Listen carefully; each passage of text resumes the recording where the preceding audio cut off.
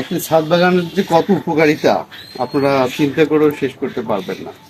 আমি এখানে এই গাছটি থেকে এই বৃহৎ আকৃতির 3টি আম সংগ্রহ করলাম। এই আমগুলোর নাম হচ্ছে কিং চাকাপাত। আমগুলো খুবই সুস্বাদু এবং খুবই রেয়ার প্রকৃতির আম। এটা আমাদের এই বাসার ছাদ বাগানের আম। এই ছাদ বাগানে প্রায় 30টার মতো বিভিন্ন ফলের গাছ আছে। প্রত্যেক দিন এখানে অবসর সময়টা কাটানো যায়।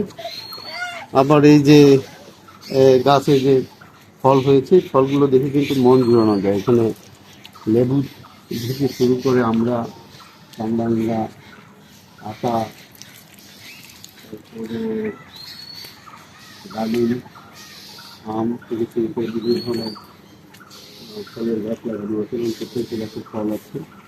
এখানে অবসর সময়টা বেশ ভালো কাটানো যায়। এই যে একটা আমের গাছ, এটার নাম হচ্ছে চিয়াংমাই। আমগুলো দেখলে মন জুড়িয়ে যায়। আমগুলো দেখলে কিন্তু মন জুড়িয়ে যাবে। কেউ যদি এখানে আসে, আমগুলো দেখলে কিন্তু নস্টালজিক হয়ে যাবে। হ্যাঁ, তো আমি একটা বিষয় আপনাদেরকে একটু মনে করিয়ে দেই। যখন এই গাছ দুটোতে আম হয়েছিল, যখন উঠেছিল, প্রচুর উঠেছিল, আম হয়েছিল অনেকগুলো। তো আমগুলো সব পড়ে গেছে। এই কয়েকটা আম যখন ছিল তখন আমি একটু মন খারাপ করেছিলাম। আমি ভেবেছিলাম যে কয়েকটা আম মাত্র থাকলো।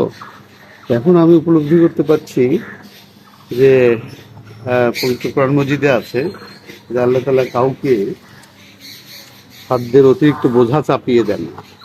এই আম গাছটা দেখলে তার প্রমাণ মেলে। আম গাছটাতে মোট 7টি আম শেষ পর্যন্ত রয়েছে। এই 7টি আমের বোঝা কিন্তু এই আম গাছটি ধারণ করতে পারছে না। দেখেন, আমি এখানে খুঁটি লাগিয়ে দিয়েছি, এখানে খুঁটি লাগিয়ে দিয়েছি। যদি খুঁটিগুলো না থাকতো তাহলে ডালগুলো কিন্তু ভেঙে পড়তো। তো এখন আমি উপলব্ধি করতে পারি যদি সবগুলো আম থাকতো, শুরুতে যতগুলো আম এসেছিল, তাহলে কিন্তু এই গাছটা ভেঙে যেত। তো আল্লাহ তাআলা কত মহান, এর ধারণ ক্ষমতা একমাত্র আল্লাহই জানে। তো আমাদেরও ধারণ ক্ষমতা একমাত্র আল্লাহ তাআলা জানে, আর কেউ জানে না। আপনারা সবাই, আমি আশা করি যে এরকম ছোট ছোট বাগান করে আপনার মনকে পরিশুদ্ধ করবেন, পরিবেশের ভারসাম্য রক্ষা করবেন এবং একই সময় আপনারা নিজের হাতে ফল উৎপাদন করে খেতে পারবেন। তো আজকে এ পর্যন্ত, সবাইকে ধন্যবাদ। আর দিও না, আর দিও না, আহ